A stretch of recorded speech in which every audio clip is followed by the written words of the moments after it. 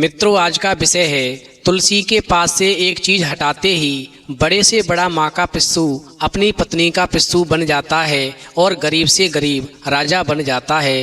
एक बार माता पार्वती ने भगवान शिव से कहा, प्रभु मैंने मृतलोक पर देखा है लोग शादी करके पत्नी को लाते हैं, मगर कुछ लोग अपने माँ बाप के इतने बड़े अंधभक्त होते हैं कि वो अपने माँ बाप की झूठी बातों में आकर के अपनी पत्नी को बहुत ज़्यादा दुख देते हैं, उसकी कोई बात नहीं सुनते।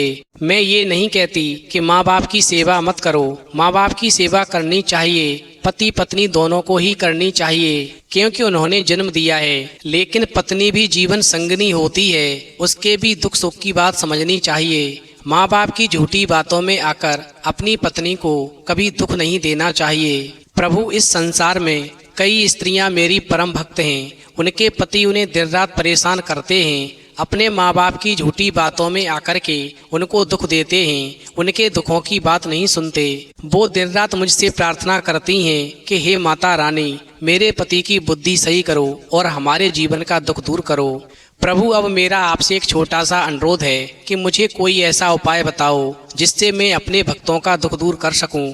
उनका पति जितना अपने माँ बाप का पिस्सू है उससे ज़्यादा अपनी पत्नी का पिस्सू बन जाए।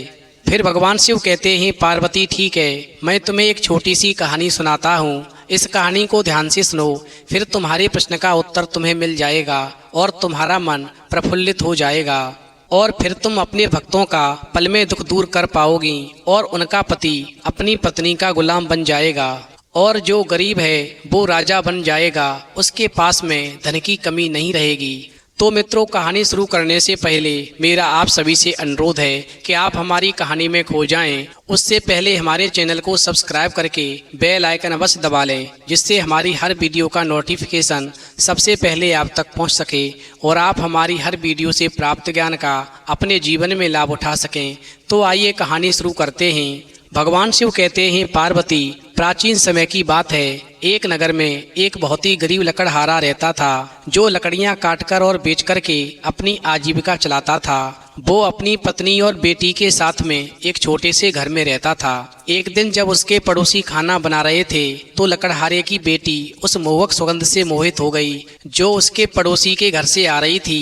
इस प्रकार वो पड़ोसी के यहाँ से खाना पाने की इच्छा लेकर के कुछ लकड़ियाँ उधार लेने के बहाने उस पड़ोसी के घर पर चली गई। चूंकि लकड़हारे की लड़की इस उम्मीद में लकड़ियां मांगने गई कि शायद वो देख करके उससे खाने के लिए कहें, जिससे उसे कुछ स्वादिष्ट खाना मिल जाए। वहीं पड़ोसियों ने उसे लकड़ियां तो दे दी लेकिन अपना खाना नहीं दिया। वहीं लकड़हारे की बेटी जो थी फिर से लकड़ियां लेने के बहाने से गई और जाकर कहा, हमारी लकड़ियां जल गई हैं, क्या कुछ और लकड़ियां मिल सकती हैं? वहीं पड़ोसी ने लकड़ियां तो फिर से दे दी लेकिन एक बार भी उससे खाने के लिए नहीं पूछा, ना ही उसे खाना दिया। इस प्रकार लकड़हारे की लड़की को मायूस होकर लौटना पड़ा। वहीं बेचारी लड़की भूखी और हताश थी।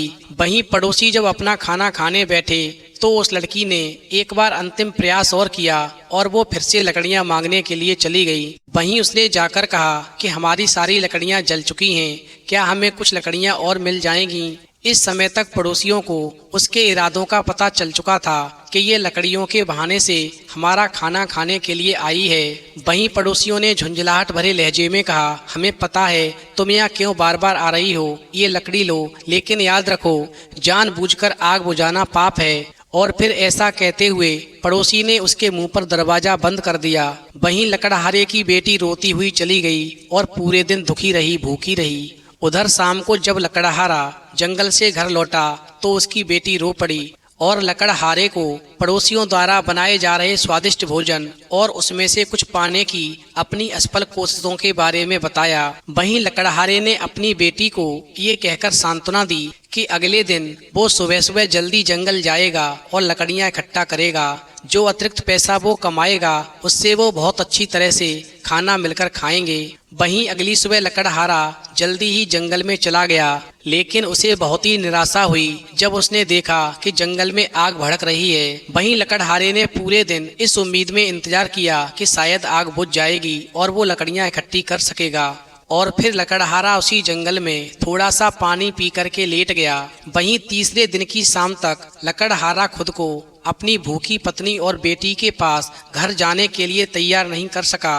वो मन में सोच रहा था, यदि मैं खाली हाथ घर जाऊंगा तो मेरी पत्नी और मेरी बेटी क्या सोचेंगे, जो भूख से तड़प रहे होंगे। भगवान शिव कहते हैं, पार्वती, इस प्रकार लकड़हारा बहुत ही निराशा की हालत में आंखों में आंसू लेकर के रो रहा था। उसी समय लकड़हारे की दर्द भरी आवाज एक देवदूत के कानों तक पहुंच जाती है, जो उसी जंगल में होकर के लकड़हारे के पास से होकर गुजरता हुआ जा रहा था। इस प्रकार वो देवदूत जो था लकड़हारे के पास में आया और कहने लगा, अरे भाई, तुम क्यों रो रहे हो? हमें बताओ, अगर संभव है तो हम निश्चित रूप से तुम्हारी समस्याओं का समाधान करेंगे। वहीं पहले तो लकड़हारे ने अपनी व्यथा को उसके साथ साझा नहीं करना चाहा, लेकिन फिर उसके दिल पर बोझ बहुत बढ़ गया और उसने अपनी कहानी देवदूत को बता दी। अपनी बेटी के अपने स्वार्थी पड़ोसियों के साथ अपमानजनक अनुभव और उसे अच्छे भोजन के लिए घर पर अतिरिक्त पैसे लाने का अपना वादा और अंत में दुखद जंगल की आग के बारे में बताया, जिस आग की वजह से उसका परिवार 3 दिनों से भूखा है। क्योंकि लकड़हारे ने देवदूत को बताया कि जंगल में आग लगी है, मैं लकड़ियां भी इकट्ठी नहीं कर पा रहा हूँ जिन्हें बेच करके गुजारा कर सकूं। भगवान शिव कहते हैं, पार्वती, फिर तो लकड़हारे की बात को सुनकर के देवदूत ने एक पर्ची पर कुछ लिखा और लकड़हारे से कहा, मैंने इस पर्ची में जैसा लिखा है तुम वैसा ही करना, फिर तुम्हारे जीवन के सारे दुख दर्द दूर हो जाएंगे। और फिर पर्ची देने के बाद में देवदूत ने एक तुलसी का पौधा एक मिट्टी के पात्र में रखा और लकड़हारे को देकर कहा, इसे अपने घर के आंगन में लगा देना और रोजाना इस तुलसी की सेवा करना, मगर एक बात का विशेष ध्यान रखना, तुलसी के पौधे के पास में कभी भी यदि कोई कांटों भरा पौधा उगाए तो उसको तुरंत ही हटा देना। यदि तुमने उसे नहीं हटाया तो तुम्हारे और बुरे दिन शुरू हो जाएंगे, और यदि हटा दिया तो तुम्हारा घर मोतियों से भर जाएगा। भगवान शिव कहते हैं, पार्वती, इस प्रकार देवदूत जो था लकड़हारे को तुलसी पूजन का सारा नियम बता करके आगे को चला गया।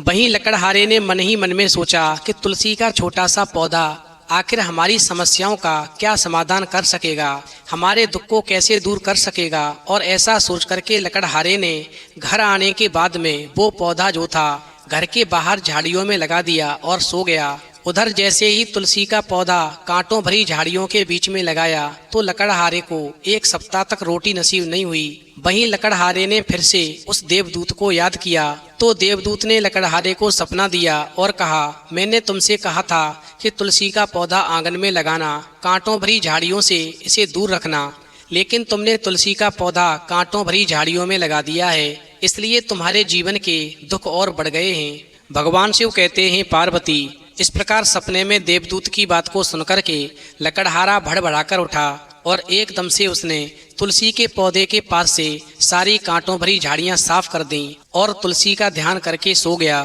तभी एक आश्चर्यजनक आवाज आई, ए लकड़हारे, तू तुलसी के पौधे को घर के आंगन में लगा और इसकी देखभाल तू इस प्रकार कर जैसे तू अपने जीवन की देखभाल करता है, इससे तुम समृद्ध होगे। तुलसी के पास में कभी कांटों भरी झाड़ियां मत उगने देना, अन्यथा तुम्हें जीवन भर गरीबी का सामना करना पड़ेगा। फिर तो लकड़हारे ने तुलसी का पौधा अपने घर में साफ स्थान पर लगाया और एक बार फिर लकड़हारा अपने परिवार की भूख मिटाने के लिए सिर्फ पानी पीकर सो गया। और जब वो सुबह लकड़हारा उठकर खड़ा हुआ तो ये देखकर हैरान रह गया कि पिछली रात उसने जो तुलसी का पौधा लगाया था उसके पास में सभी कांटों भरी झाड़ियां साफ कर दी थीं, जिसके प्रभाव से उसके आंगन में अब चमकदार और जगमगाते रत्नों का ढेर बन गया था।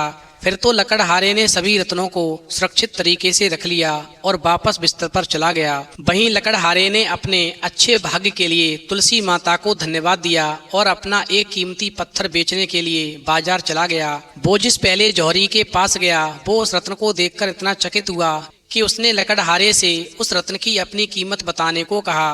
वहीं लकड़हारे ने उस रत्न की कोई कीमत नहीं बताई और वो रत्न का मूल्यांकन करवाने के लिए दूसरे जौहरी के पास चला गया। वहीं लकड़हारे ने जिस समय दूसरे जौहरी को वो रत्न दिखाया तो जौहरी उस लकड़हारे से कहने लगा, अरे लकड़हारे भाई, मैंने जितने वर्षों से यहाँ पर व्यापार किया है मैंने कभी भी इतना कीमती रत्न नहीं देखा। वहीं बूढ़े जौहरी ने कहा, मैं 3 अलग अलग ढेरों में धन जमा करूंगा और तुम अपना रत्न फेंक सकते हो, और जिस भी ढेर के ऊपर ही रत्न गिरेगा तुम उसी ढेर के पैसे लेकर जा सकते हो। इस प्रकार जौहरी ने रुपयों का ढेर लगाया और लकड़हारे ने अपना रत्न फेंका और इस प्रकार वो रत्न जो था धन के सबसे बड़े ढेर पर जाकर गिरा। वहीं लकड़हारा किराने का सामान खरीदने चला गया और उसने सबसे बढ़िया सामान खरीदा और किराने का सामान अपने घर पहुंचाने के लिए एक मजदूर को काम पर रख लिया और इन्हें उसने घर जाते समय मिलने वाले लोगों में बांट दिया। वहीं इस बीच लकड़हारे के घर पर उसकी पत्नी और बेटी ने किराने का सामान लेने से इनकार कर दिया, क्योंकि उनको यकीन था इतना कीमती सामान लगता है इस गलत पते पर ले आया है और ये निश्चित रूप से एक अमीर आदमी के घर का सामान होगा। इस प्रकार जब माँ बेटी आपस में बहस कर रहे थे तब तक लकड़हारा घर पर आ गया। वहीं लकड़हारे की बेटी ने कहा, पिताजी, हमने तो ये समझा था कि ये सामान नौकर किसी भूलवश हमारे घर पर ले आया है। अरे इतना कीमती सामान तो किसी अमीर व्यक्ति के घर का होगा, और ऐसा कहकर के वो सामान हमने वापस कर दिया। वहीं लकड़हारा अपनी पत्नी और बेटी से कहने लगा कि ये सारी कृपा भगवान ने हमारे ऊपर की है, अब हम गरीब नहीं हैं। और फिर ऐसा कहकर लकड़हारे ने सारी कहानी अपनी पत्नी और बेटी को सुना दी कि भगवान की हमारे ऊपर कृपा कैसे हुई, किस प्रकार एक देवदूत से हमारी मुलाकात हुई और उसने हमारी तकदीर बदलने वाला एक ऐसा उपाय बताया जिसने हमें रातों रात में अमीर बना दिया। और ये सामान मैंने ही घर पर भिजवाया था, क्योंकि इतना सारा पैसा एक जौहरी से मुझे प्राप्त हुआ था। मैंने एक रत्न उसको बेचा था। वहीं कुछ ही समय के बाद में उस लकड़हारे ने एक ऐसा घर बनवा लिया जो राजा का महल भी लकड़हारे के महल के सामने छोटा पड़ गया। वहीं एक दिन जब राजा वहां से गुजर रहा था तो ये देखकर हैरान रह गया कि ये घर उसके अपने घर से भी अधिक भव्य था। वहीं पूछताछ करने पर राजा को बताया गया कि एक लकड़हारा है जो एक साधारण लकड़हारा था, वहीं ईश्वर की कृपा से वो कंगाल से धनवान बन गया है और इस सुंदर से घर का मालिक है। वहीं राजा को आश्चर्य हुआ तो राजा ने सोचा कि ऐसा व्यक्ति विनम्र होगा या अभिमानी, और फिर लकड़हारे को परखने के लिए राजा ने लकड़हारे के घर पर अपनी मेज से भोजन की एक थाली भेजने का फैसला किया। उधर लकड़हारा और उसका परिवार राजा के इस व्यवहार से वास्तव में विनम्र हो गया और सोचने लगा कि राजा का उपकार वो कैसे चुकाएंगे। वहीं अंत में लकड़हारे ने अपने संग्रह से एक बड़ा चमकदार हीरा राजा की थाली में लौटा दिया। उधर राजा ने वो हीरा अपनी बेटी राजकुमारी के एक हार में जड़वा दिया, जिससे हार की शोभा बहुत ही अलौकिक हो गई। भगवान शिव कहते हैं, पार्वती बहुत ही धार्मिक व्यक्ति होने के कारण लकड़हारे ने एक दिन तीर्थ यात्रा पर शहर से बाहर जाने का फैसला किया और जाने से पहले लकड़हारे ने अपनी बेटी से कहा, बेटी, जब तक मैं लौटकर ना आ जाऊं तब तक तुम तुलसी की रोजाना पूजा करना और तुलसी के पास में कांटों भरी झाड़ियां बिल्कुल नहीं होने देना, उन्हें साफ करती रहना। और फिर ऐसा कहकर के लकड़हारा जो था तीर्थ यात्रा पर निकल गया। इधर लकड़हारे के जाने के बाद में लकड़हारे की जो बेटी थी वो भी अपनी सहेलियों के साथ मस्ती करने के लिए कुछ दिनों के लिए घर से बाहर चली गई और जाने से पहले अपनी पड़ोसिन से कह गई कि जब तक मैं लौटकर ना आऊं तुम तुलसी की रोजाना विधि विधान से पूजा करना और तुलसी के पास में कांटों भरी झाड़ियां बिल्कुल भी ना होने देना, और यदि हो भी जाएं तो उन्हें काट देना। फिर तो ऐसा कहकर के लकड़हारे की बेटी भी अपनी मस्ती करने के लिए कुछ दिनों के लिए घर से चली गई। उधर जो पड़ोसिन थी वो अपने घर गृहस्थी के कामों में भूल गई। उसने कभी तुलसी की पूजा की तो कभी पूजा नहीं की, यानी धीरे धीरे कुछ समय बीता तो तुलसी के आसपास काफी कांटों भरी झाड़ियां उगाईं और फिर कांटों भरी झाड़ियां होते ही तुलसी क्रोधित हो गईं और फिर पड़ोसी स्त्री का जो पति था उस स्त्री को धोखा देने लगा। वो अपनी माँ की झूठी बातों में आकर के पत्नी के साथ मारपीट करने लगा। इस प्रकार जो पड़ोसन स्त्री थी उसका जीवन दुखों से भर गया।